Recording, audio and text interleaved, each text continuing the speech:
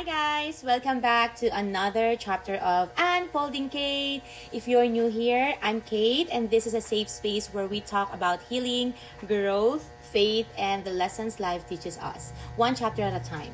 Today's conversation is probably one of the hardest chapters I've ever had to write because before I learned how to forgive other people, I had to learn how to forgive myself.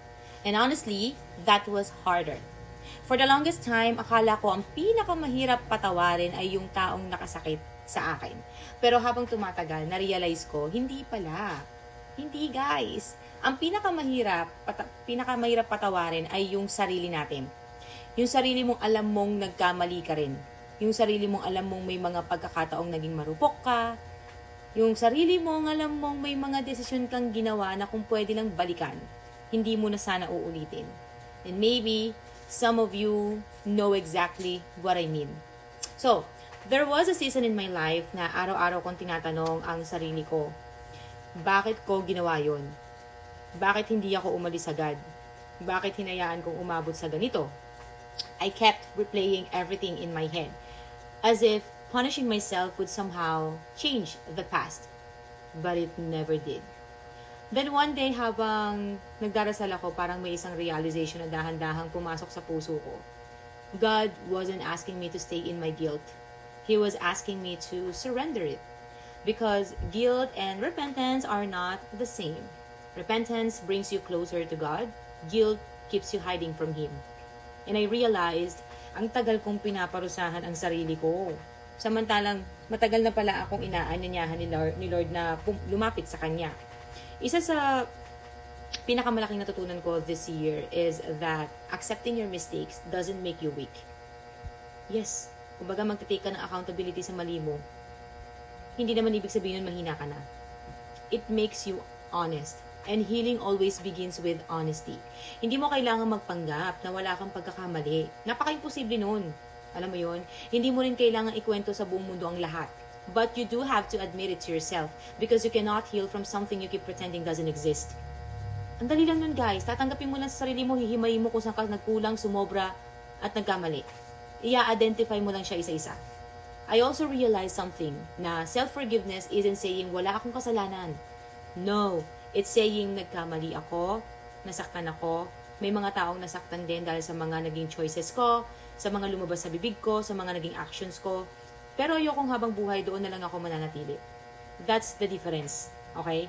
For me, forgiving yourself doesn't erase accountability.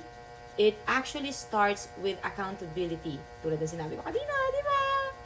Inaamin mo, tinanggap mo, humingi ka ng tawad kay Lord. Humingi ka ng tawad kung kailangan. Again, humingi ka ng tawad kung kailangan at hindi yun nakakababa ng pagkatao.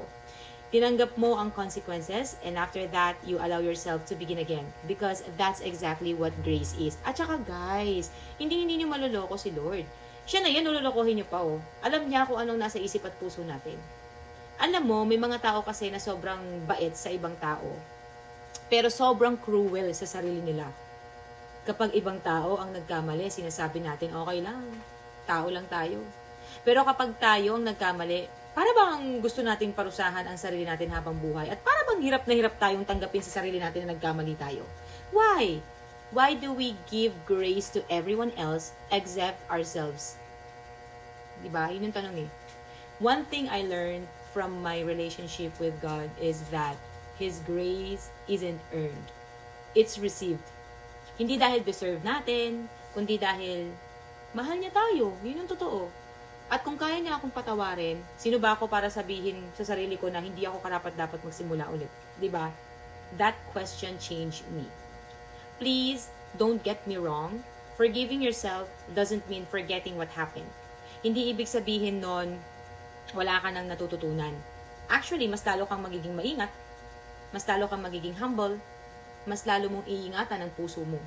Because pain became wisdom. Today, hindi ko masasabi na perfect na ako at walang perfecto sa mundo. Wala. Marami pa rin akong insecurities. Yes. Marami pa rin akong moments na napapaisip ako, what if ginawa ko ito? What if hindi nangyari yun? But instead of staying there, I remind myself that God is more interested in who I am becoming than who I used to be. One take lang to, guys. Walang edit-edit dito.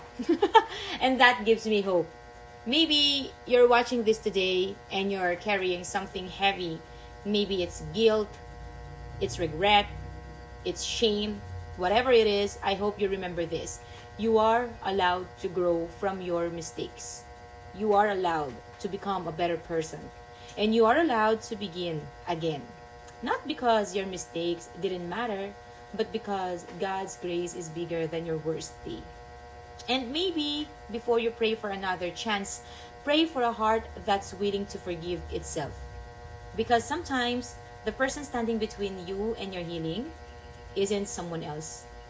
It's the version of yourself that refuses to believe you're still worthy of grace.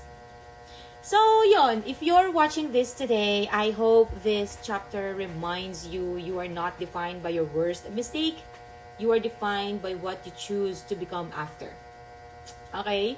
So, yes, thank you for spending another chapter with me. I'm Kate, and this is Unfolding Kate. See you in the next chapter. Bye!